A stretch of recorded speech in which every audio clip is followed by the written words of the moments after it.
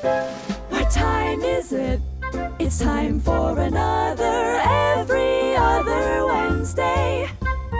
So welcome everybody. And like I was saying, sometimes schedules don't mesh. You're stuck with me, but we have a great show for you today. As a matter of fact, we pre-recorded a show just yesterday. And I think you'll find it lively. I think you'll find it informative.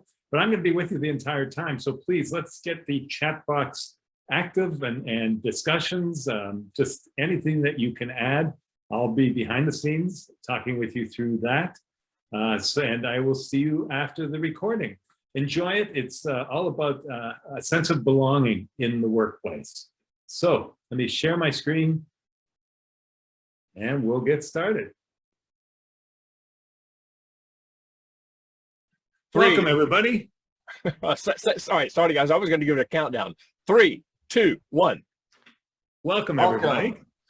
Are we supposed to say it together or what's going on here? No, exactly. When it's pre-recorded, it's a little harder to do. But welcome, everybody. I'm glad you're here. My name is Jeff Tobe, coming to you from Pittsburgh, Pennsylvania. And I normally speak on customer experience. Sanjay? My name is Sanjay Nath. I'm coming to you from just outside of Toronto, Ontario in Canada, and I am a performance expert. Mr. Richard. I'm Richard Haddon, and I live in Jacksonville, Florida, and I talk about employee engagement and leadership, and these days an awful lot about recruiting and retention.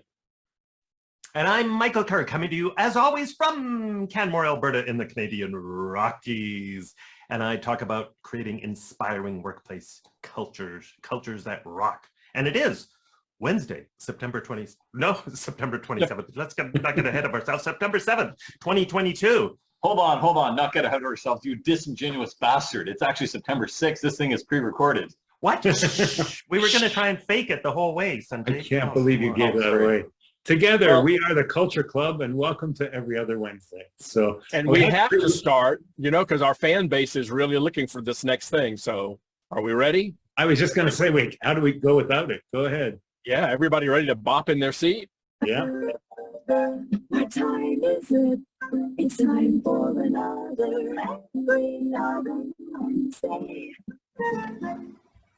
I was doing the Muppet thing. By the way, I've been voted down by my 3 compadres here, but I've been pushing, and for people on the chat who want to get involved, I highly recommend it. But I've been pushing for signs for Every Other Wednesday. Every Other Wednesday. So it's like gang signs. Oh, wow. No, I didn't. What about the O? The big 0.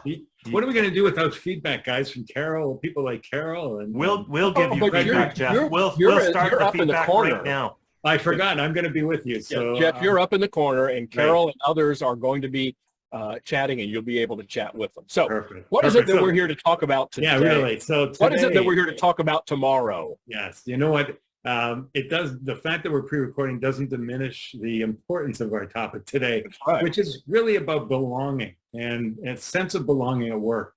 I've read quite a bit recently about difference between connection and belonging. So Richard, we'll talk a little bit about that. We did kind of off stage. Enlightening. Yeah. I'm just saying, and I think that it's a critical part right now of culture that we have to pay more attention to. I'm going to pass it to Michael because you read this as well. Yeah. Well, let's start with just the importance of it, because we do know from so much research that having a sense of belonging is one of the key drivers when it comes to employee engagement, happiness at work, the willingness to do extra work and go above and beyond, the willingness to contribute ideas, the willingness to just show up and feel like you're working in a want to kind of workplace instead of a have to kind of workplace. And when people don't feel a sense of belonging, when they feel disconnected, well, of course, all of those things go in the opposite direction. People are less resilient, according to the research. They're less happy. And of course, they're less loyal. If you don't feel at a fundamental level like you actually belong in this workplace, that you belong on this team, then what's your motivation for wanting to stick around? So it is a huge driver of success. But you just use belonging and connection in the same time. Let me go back and just talk quickly about a study that was done by Coqual, and I don't even know who they are, but it was COQAL. I want to give credit where credit's due. And basically they said that there were a 10-point scale, but they fell into 4 elements, one of which is feeling connected. So part of belonging is feeling connected, but it's not connection. So you have belonging and It's connection. the umbrella. And Part so of it. connected is, when you're connected at work, you've got positive, authentic social interactions with peers. I don't have to tell you guys, but the other 3 were being seen, right? So you've got a sense of being seen. You're recognized, rewarded. People respect you, respond to you. The third one was pride. That it's that sense of pride in what you do. You feel aligned with the organization's vision and values, mission statement. And then the last one was, was that 4? That was 3, I think. The last one was supported. Sorry, supported. And that's when you're supported at work, those around you, work with you, they be peers, senior leaders, but you feel supported. So it's connected, seen, supported, and proud of your work. Well, and Jeff, I would add a really critical word to being seen, and that's being heard. Yeah. Being felt like you are really, truly heard. And going back to the importance of this, in my newsletter next week, actually, I'm writing about this topic, touching on this topic of belonging. And there was a study where people were in MRIs, scanners, and they were passing virtual balls to one another. And when they purposely excluded certain people in this virtual ball tossing game, they showed that the people who were excluded in this game, the parts of their brain that light up when we are physically injured, also lit up when people felt excluded. So in other words, they're saying when people don't feel like they belong, it's painful. It's painful at a very fundamental level. Yeah. This whole thing is around ownership of owning. It's like a family. It's a family you, in a sense, get to choose. And when you are excluded, you don't feel like your opinion matters. And in fact, when they're putting together mission statements and vision statements, a lot of times they say to really get the buy-in from the group, you want to get their feedback. Don't just write it and post it on the wall, but get what people are saying, and best you can, when it's appropriate, incorporate it so that everyone has a sense of pride and ownership within it. And I think this is what we're trying to do, but on a much more macro level. A mission statement is part of it, but it's in the day-to-day activities and the day-to-day interactions that when you go into work, do you feel like an outsider? Do you feel like the ostracized uncle? Or are you one of the kids playing and jumping and getting involved? And the more we can get people involved and owning and feeling like it is their space, we get all those things. We get job satisfaction improving and stress level going down, and people willing to commit and going above and beyond and not nickel and diming and keeping score. They just go, these are my people. I want to help. What can I do? I'm in. Well, Sanjay, that's a good point. The mission and vision statement, not just about getting involvement from people so they have a sense of ownership, but also how many times have we seen vision and mission statements or had conversations with people where they actually will say, I know I have, they'll say, well, look at our vision statement, our mission statement. I don't even feel like that applies to me or our whole department. It leaves out an entire team, an entire whack of people because it seems to just apply to this certain group, maybe the frontline customer delivery folks or which goes into the exclusion part of what you just said. When you feel excluded, you feel pain. And so if you don't feel like the mission or the big overall encompassing goal of the organization fits for you or your department, then you're not going to give it all your all. You're going to do your time. It's going to be a job.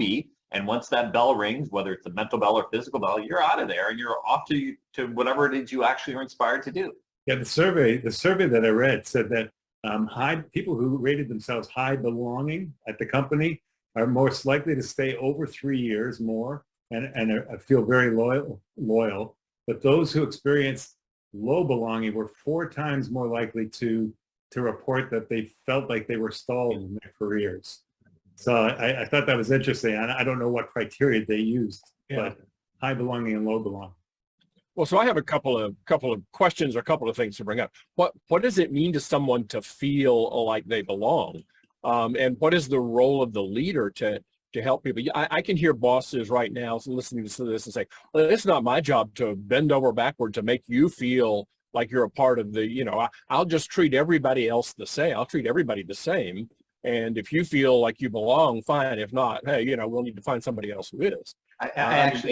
I actually think that is 100% the job of the boss. That is exactly. I do too, but I can hear bosses I can hear bosses right now kind of throwing that responsibility away and saying, no, that's not something that we are about.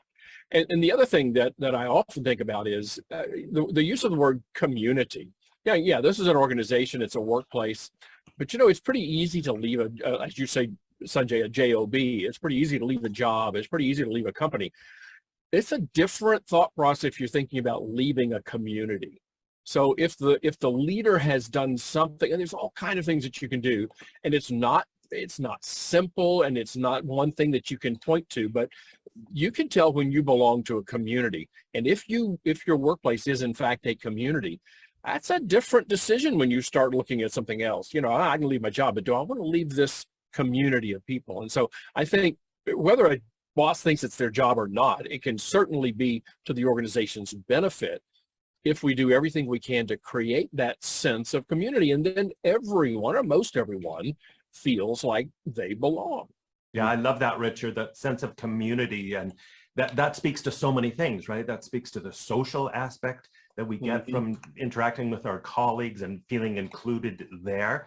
I think this is a great team conversation to actually have with your team, to talk about, okay, what things do we collectively need to think about so that everybody has a greater sense of belonging? What are those things that increase a sense of belonging? And what are those things we might be often inadvertently doing that is giving people the opposite, an absence of a feeling of belonging? I think it's the inadvertently stuff that gets us worst of all, because by definition we don't know what's going on, but it's certainly there's something we have to be open to listening to people saying, hey, did you realize that something you said or something you did or the time that we had this meeting or something, and it happens habitually, and so probably doesn't feel included, and that maybe is why they're not as involved in everything that we're doing.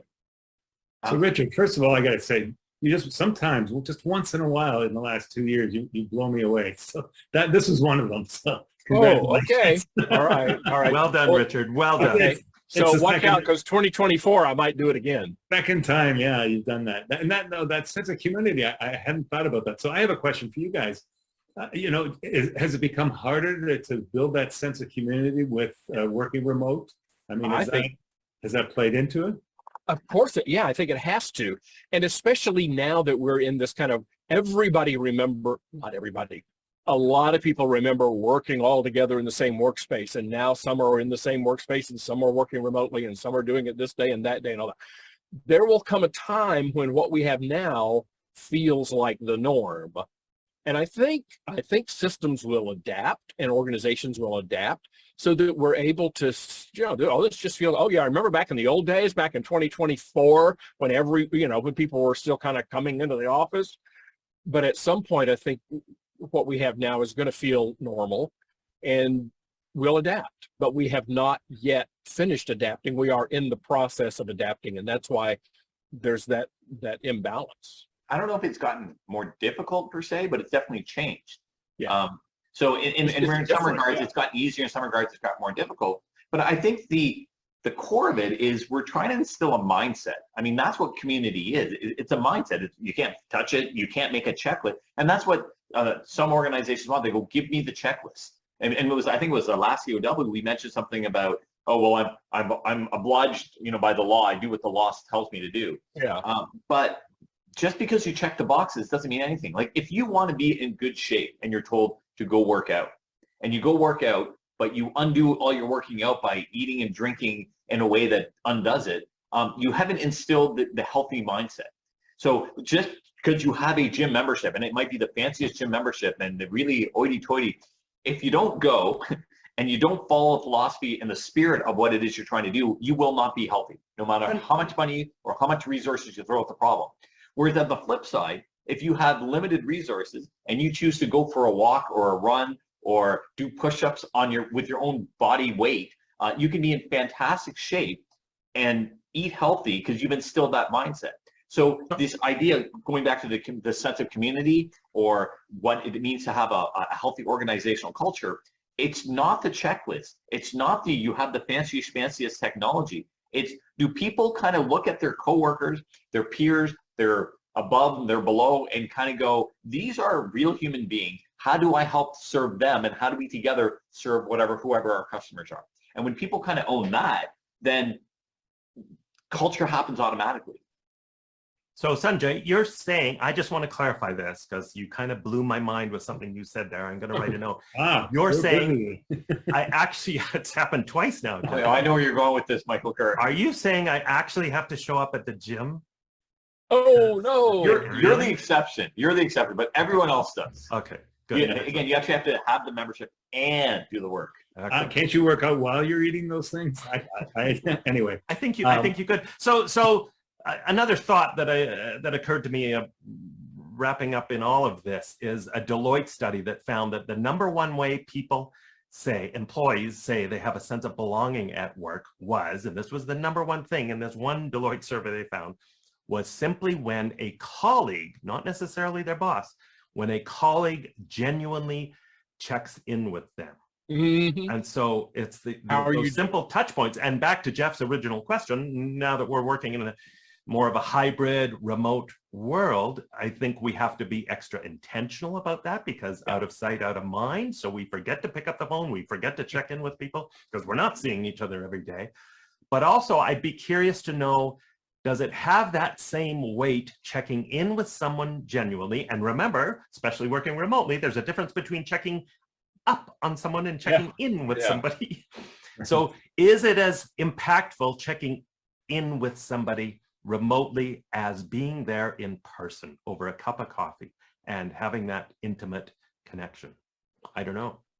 I think it can be, but I think, as you said, Michael, it has to be much more intentional. But I also have seen situations where people might be working remotely, but it doesn't mean they have to work remotely all the time, that they never see each other. Now, of course, you have the situation where now people are, living in Hawaii and their offices in, Sheboygan or something. You can't do this. But I have a friend who all through, the time when people were not working in his office, he would make a point of getting together for coffee with his coworkers and with the people who reported to him, outside, masked, in a safe environment and all of that. This is in the early days when the Starbucks wasn't even open to go inside. He said, I could do that, and I could get together with them for an hour once a week or once every other week. Doesn't mean we have to come into the office and share germs, but we were able to do that. He said that made such a difference, just doing that from time to time. And that's something that I've offered people that I've spoken with is, you don't always have to be together, but just a little bit sometimes can go a long way. Yeah, I was. So if I can just jump in here, I had we were talking this whole notion of going for a cup of coffee. I had a teacher in high school. When he would get upset with people, particularly the students, he would invite them to go for a cup of coffee. And I should mention he was an Italian gentleman, and he used to go for coffee.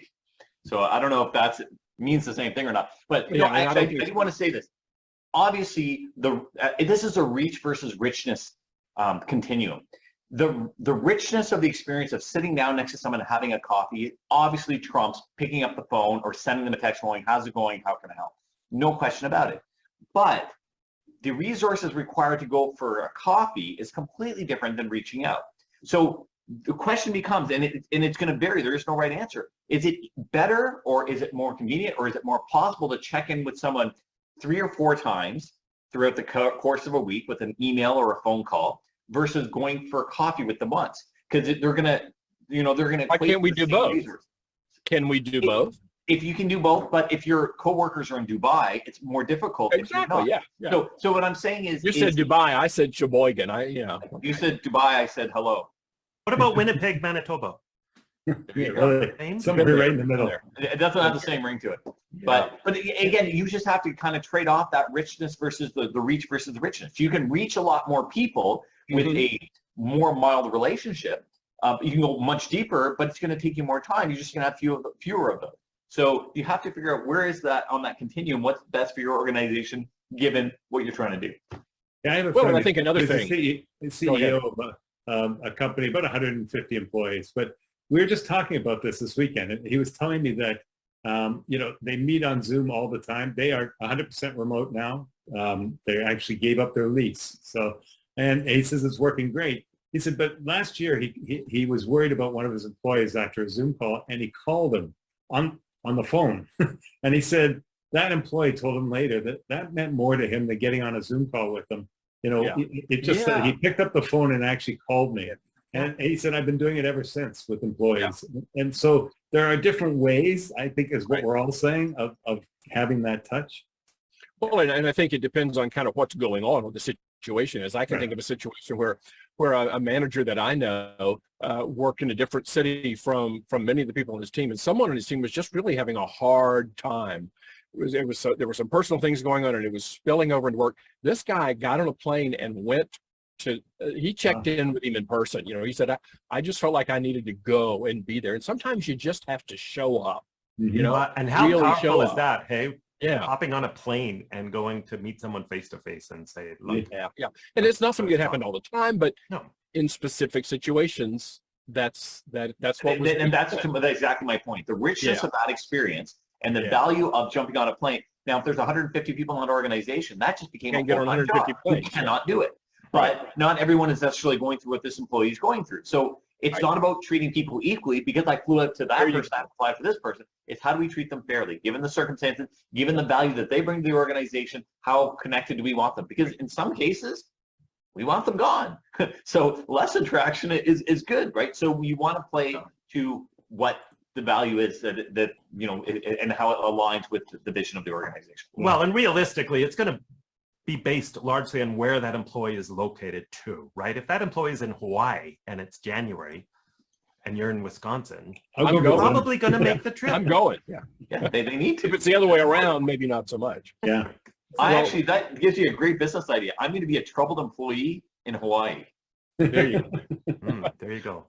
When I talk to groups about leading a remote and a hybrid workforce, one of the things I say is, you know, the world of work today has put distance between us, and it is the job of the leader to bring people together around a common mission. And however you do that, I mean, that's what we can get into. But I think if a leader understands that is really a huge part of their role, especially when you now do have that distance, then that can help. Yeah. There's a deeper thing that I would like us to talk about here too, right? There's a deeper issue, psychological safety, and all this stuff that comes into this belonging sense too, right? Imagine the thought bubbles of people around a meeting situation, for example. If we could see those imaginary thought bubbles floating up into the air, and those things that might happen, say at a retreat or in a meeting situation, where people would have that thought bubble. I am not one of these people. This is not my herd. These are not my, and it could be because of the type of humor that's being shared, the values that are coming out through the meeting or that are being exhibited in the organization. And I would suggest one of the top drivers and related aspects of this is feeling like you can be yourself, feeling like you can bring your authentic self to work. And I don't know how many times when I've gone into great workplaces and interviewed employees, and when I've asked them, why is this your favorite place to work thus far in your career? The answer I get time and time again is, I finally feel like I can be myself in this organization. That's why Sanjay couldn't keep a job. So I was going to say, do you know what my thought bubble is right now for you guys? I'm just wondering. Yeah, no, never mind. Bite me, Sanjay. I saw that. And Michael, you said something that I find really interesting. You said values, and we've talked about values. We've talked about psychological safety zones, and we have a whole show on it in our archives. But I remember reading a report last year, and forgive me, I can't remember who did it, but it was called The Belief-Driven Employee, I think. And what I just remembered, it just kind of popped up, was one statistic, and it was that 60% of people choose to work for an employer who shares their values and beliefs, and also that they'll stay with the organization over 5 years if they feel that they share those values and beliefs. Right. So I'm curious. So I'm going to ask another question to you guys. Actually, I'm going to answer mine, and then I'll ask you. But the question comes to mind: is this something in the interview process as a prospective employee that I should be thinking of? Is this something we should address in when we're hiring people? And I don't think it is enough. I think it's so superficial that we're not getting down to, these are our core beliefs and these are our core values. How do you feel about them? Are you able to work within that system? What do you guys think? I think in an interview situation, it's really awkward. You can say, here are our values. Are you able to work with, oh, no, I really don't like that value of integrity. Right, and nobody's going to say no. On me.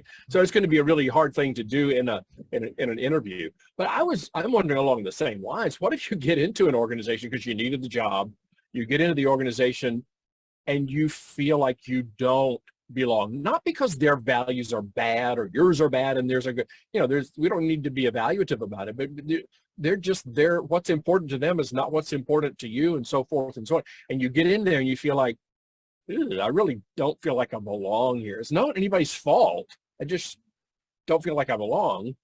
What do you do in that case? You just put up with it? What do you do if you're in an organization and somebody who comes to work with you says to you, I just don't feel like I belong here? So now we got two questions on the go. Help them find somewhere to belong, or what? We got too many questions on the go. I'm going to take a stab. You can handle a lot of that, Richard. So Jeff, to me, it's about transparency. The interview process is a give-get. It's like a dating thing. You can put on a show, and that's bad both for employers and employees. Yeah. If you pretend that, oh yeah, I buy into it, and then you end up in the situation Richard just described, 6 months into it, you're like, I hate this. I hate it. And if you hate it, you really only have a couple of choices. Number one is suck it up, which is a bad idea because you won't put on a good effort. You'll get burned out, you get stressed out, and then you won't do a good job. So everyone loses. Number two is you learn to love it. So you see what is the benefit of looking at those values and seeing how it can actually be transformative. And over time, you can actually learn to adjust and change your values. Or number three is you walk. I mean, that to me is really what it comes down to. But in the interview process, it's the employer's job and the employee's job to go, this is who I am. Because what we're trying to do here is we're not trying to decide if you're a good or bad person. We're trying to decide if you're a good or a bad fit. The employer and the employee both. Because you may be a fantastic organization, but if the employee is a bad fit, it sucks. And you may be a toilet bowl of an organization, but if it's a good fit for the employee because the employee is a toilet bowl person, guess what? You get to sing Kumbaya for 30 years and everyone's happy. Yeah, the chat box is exploding here. That's just awesome to see. That's me. Yeah. That's so me belonging and fitting. I'm predicting I'm the hearing future. that I'm anticipating. belonging and fitting fit together. Belonging and fitting fit together. Yeah. So I'd like to dive in on Jeff's point here too, because it is a good one. I think even before the interview process. Wait, did I blow your mind? You did. You blew my mind. This is fun. Doing that. Go ahead though. Bits of my mind all over my office now. Thank you, Jeff.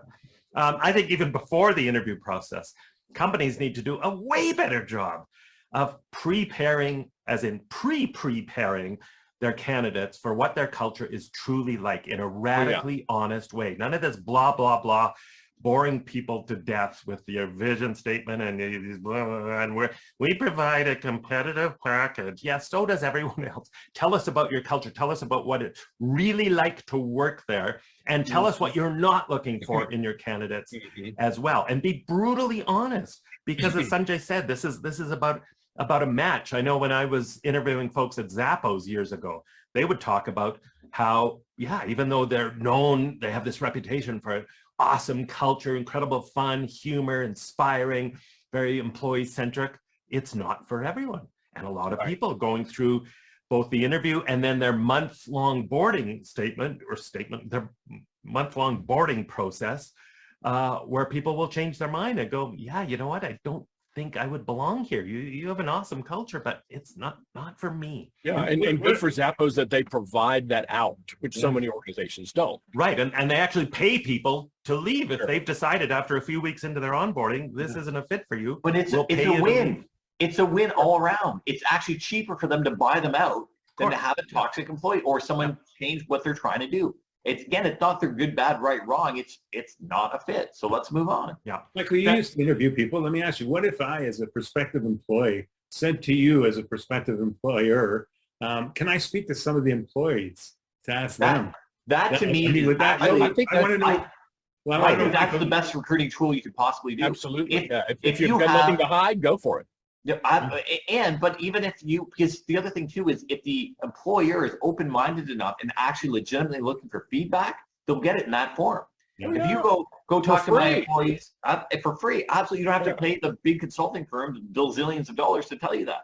And again, it shows there's a vulnerability, which is a very attractive feature, provided it's dealt with it in the right way. I want to know. Don't just give me a survey and then burn it. Give me the survey, look at the feedback, and then make changes implementing the feedback that's given, assuming it fits with what you're trying to do. Yeah. And a trend with so many organizations, and I write about this in Hire, Inspire, and Fuel Their Fire, is to do all sorts of interviews once they've done the initial screening. So yes, this candidate has the certification, education, licensing, whatever it is they need to technically do their job. Then they do a whole series of interviews to gauge their attitude, to gauge their culture fit, and gauge whether or not this employee fundamentally belongs.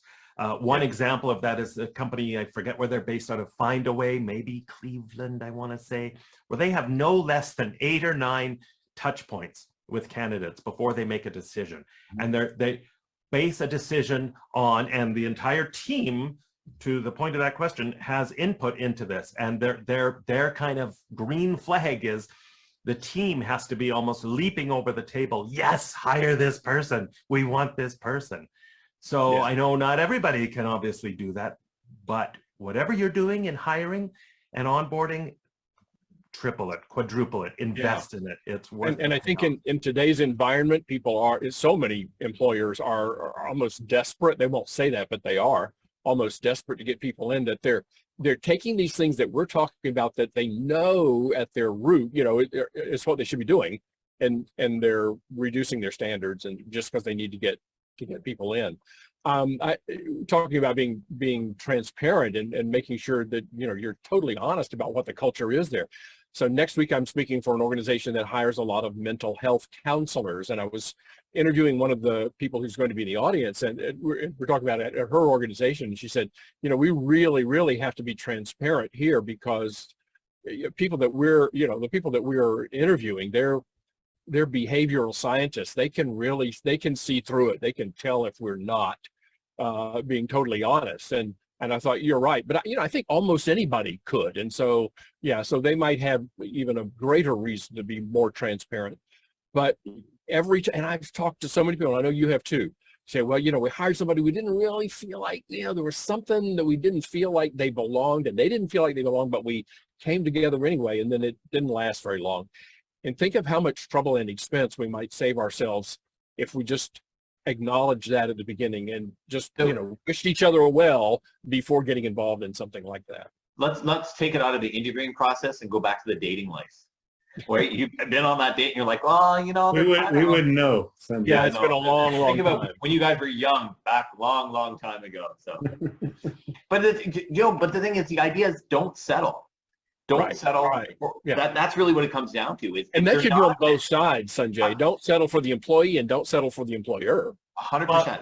And the the phrase I use dating, and my wife definitely settled. So the phrase I often use is don't have shotgun weddings, right? This is a long-term relationship, not the time for a shotgun wedding. Billy Idol will disagree. So let me ask you guys, remember we used to have speed rounds? I don't remember what it was called. We did speed rounds. I believe they were speed rounds. Lightning round. Quick lightning round. Lightning rounds? We'll go around, and one thing that a manager or a leader can do to help people feel like they belong. I'll start. So I think providing regular, honest feedback to improve their work is one. Walk with a bigger stick. Come on. Listen. What? Listen. What?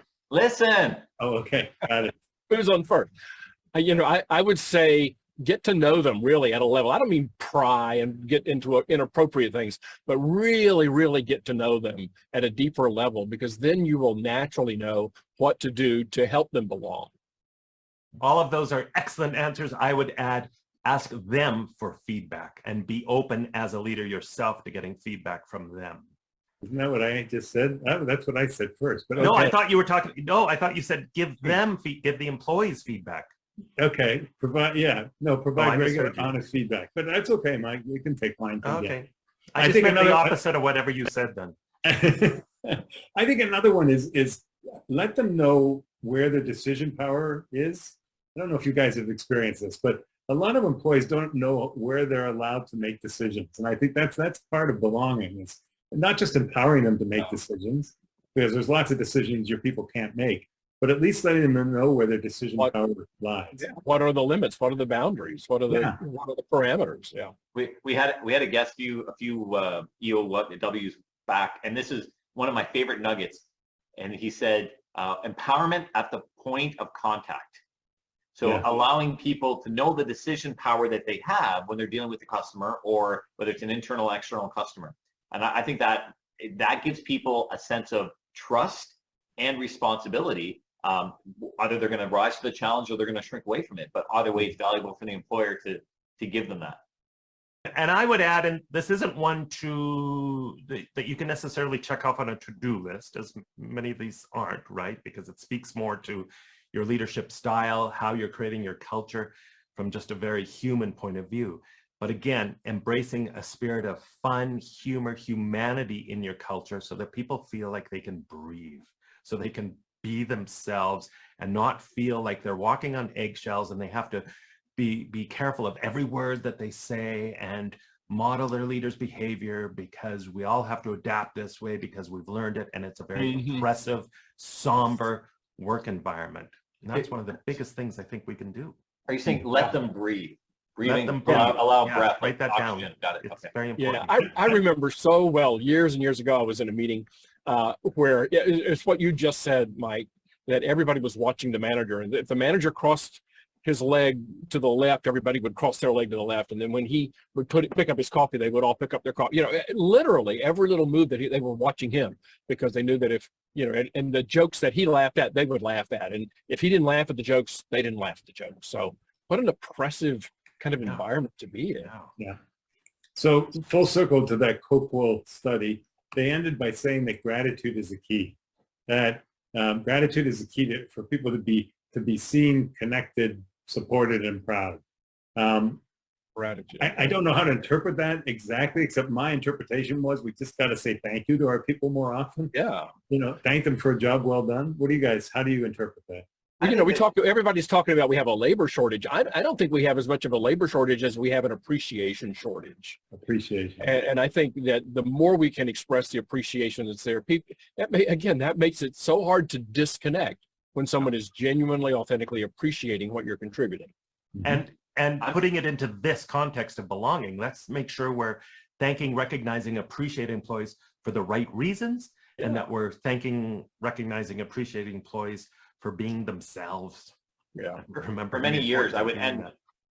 For many years when I was doing youth programming, I would end with this notion. I would give them homework, and the homework was to take in the next whatever, give them a time period of a week, a day, to thank someone that they're appreciative of, whether it be someone that brought them to that event or their parents or whatever. And the core reason being, I truly wholeheartly believe this, that I think we live in a universe that those who are thankful get more to be thankful for, and those who are bitter get more to be bitter for. So if we can be appreciative of our employees, we're going to get more employees to be appreciative of.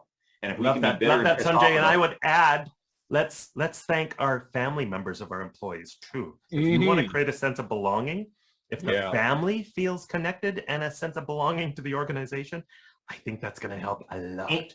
And the families have the best blackmail photos. That's true. There you go. Michael, just to that point, I used to be in the incentive business, and I had a client who would, when a salesperson reached a certain level and they could choose a gift, they would actually send the catalog home to the family for them to choose the gift. Probably to the chagrin of the salesperson, but right. It really told the family that we're all in this together, and thank you so much. So I love them. Yeah, love that. Yeah. So guys, I know that we're pre-recorded, so we're going to leave some time at the end so that I, as the lone facilitator, can take some questions. But how about just some thoughts as we wrap up on sense of belonging? Put you on the spot. First, I would say, Jeff, make sure you wear a different shirt tomorrow. Oh, that's right. Okay. Yeah, since we've made such an issue of this being pre-recorded, but I'll let my other friends answer that question first. I'm going to say what these guys said. How's that? Yeah. Well, I've been thinking all along. I've been thinking through this all along. What if you have somebody who says that they really don't want to belong? I'm just going to do my work. I don't need to belong and all that. I think maybe we need to respect that. I 100% agree with that. I think the idea isn't to push Well, you have a couple things here. You have the core values of the organization, the organization culture they're trying to fit. Now, if that is such a culture that everyone sings Kumbaya together and one person just wants to do their work, they are not a fit. They may be a fantastic employee, a wonderful human being, but they're not a fit. And if they're not a fit, eventually it's not sustainable and it's costly. Now, you can also create an environment where we have the silo people, and the silo people have a different function, but they're now fitting in the culture of what you're trying to espouse. So I think the important thing is be clear, be transparent, and be articulate, and listen. So what you want and what they want, and then how do you mesh that together? Yeah. And we didn't even get into a discussion of the difference between inclusion and belonging, but that's a whole other EOW episode. I think it's part and parcel. You know, if you're not being inclusive, then people who are not being included can't possibly feel that they belong. Absolutely. Yeah. Well, guys, that brings us to the end of another episode. September the 14th, right, is our next time together when hopefully 21. we can September 21. 21. Oh my gosh, yeah. My mom's birthday.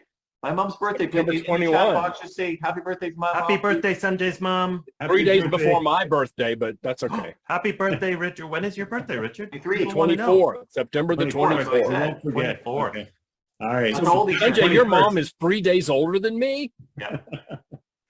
Yeah, probably. That's a sad thing, Richard. I know, yeah. All right, My mom's guys. 48. Okay, I don't know guys, you this was fun. This Hey, was Hey, fun. thanks for joining us, everybody everyone. being Thanks with for us. all your comments in the chat box. Bye. See you another Wednesday. Bye. They're still talking.